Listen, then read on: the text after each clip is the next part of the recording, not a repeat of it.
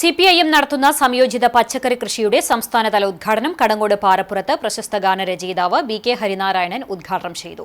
CPIM Thrissur ജില്ലാ secretariat അംഗവും സംയോജിത കൃഷി ജില്ലാ ചെയർമാനുമായ M. ബാലാജി അധ്യക്ഷനായി. വടക്കാഞ്ചേരി ഏരിയ കമ്മിറ്റി അംഗം PS Prasad, Kadangode local secretary CH Lash, Pannithadam local secretary Francis Kollannur, Kadangode panchayat വികസന standing committee chairman UV Girish, കർഷക സംഘം ഏരിയ സെക്രട്ടറി PE ബാബു, സംയോജിത കൃഷി ജില്ലാ കോർഡിനേറ്റർ ഡോക്ടർ രാഗേഷ് തുടങ്ങിയവർ പങ്കെടുത്തു.